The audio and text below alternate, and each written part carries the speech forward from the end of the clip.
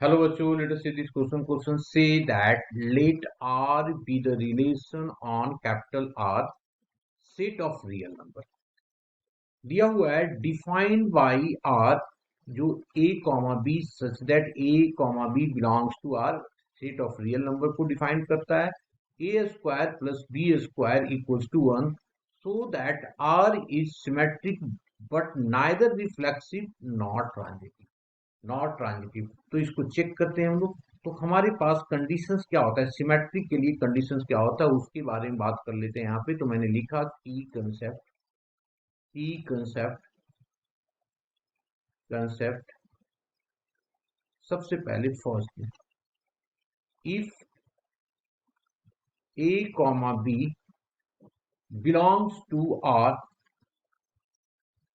And b comma a belongs to R then R is symmetric. R is symmetric. Second, if A comma B belongs to R, B comma C belongs to R, then A comma C belongs to R. This implies that R is transitive. R is transitive. अब इस concept के बाद आगे हम लोग इसको solve करते हैं। तो सॉल्व करते हैं तो क्या हो जाएगा, सबसे पहले हम लोग सिमेट्री की बात कर लेते हैं यहाँ पे, क्योंकि सिमेट्री के बारे में पहले दिया हुआ है। तो मैं सिमेट्री के बारे में कर लेते हैं। तो लिखा है यहाँ पे सिमेट्री, ठीक है, तो लिख दिया सिमेट्रिक। अब सिमेट्री की कंडीशन मैंने यहाँ पे दिया हुआ है, क्या दिया हुआ है जी, कि if a belongs to R. तो अब अगर ऐसा है a comma B belongs to R है, इसका मतलब बाई यूजिंग दिस रिलेशन ये क्या हो जाएगा, a square plus of b square equals to 1 होगा। अब ये तो हमारे पास गिवन है ना, ये हमारे पास क्या है, गिवन है। देन हम लोग अब चेक कर रहे हैं, किसको चेक कर रहे हैं, B comma A belongs to अगर आर है तो इस कंडीशन में क्या हो जाएगा, B square plus of A square.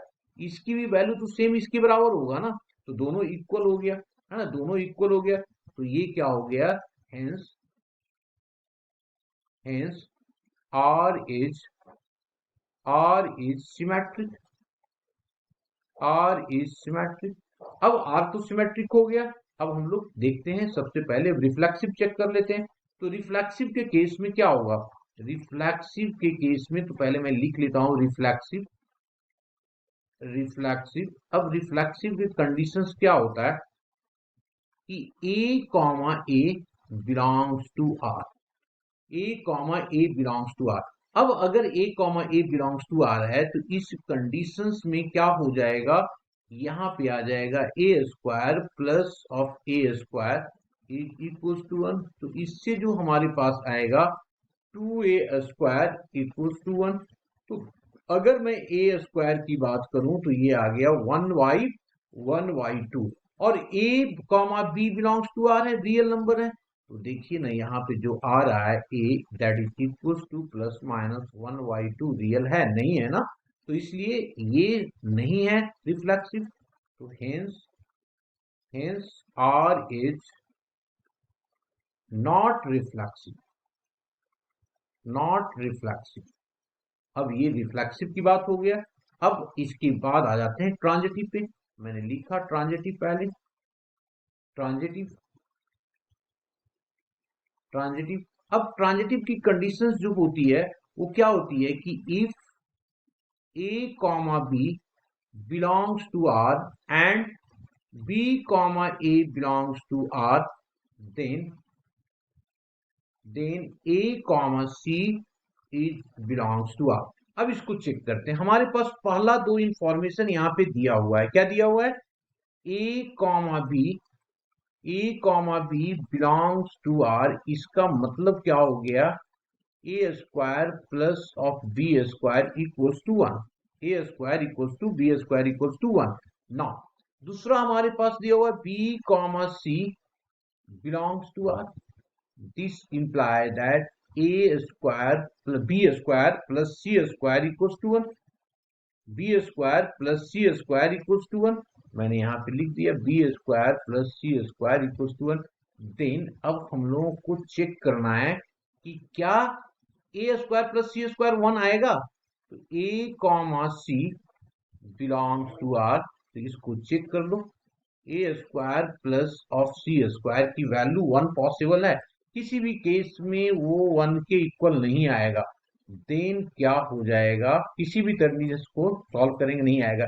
Then R is not transitive, not transitive. तो कंक्लूजन लिख दिया, hence R is symmetric,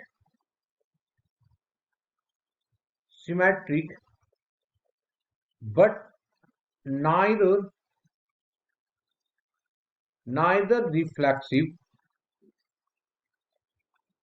reflexive nor transitive, हमने इसको प्रूव कर दिया। Hope you understood it well. Best of luck.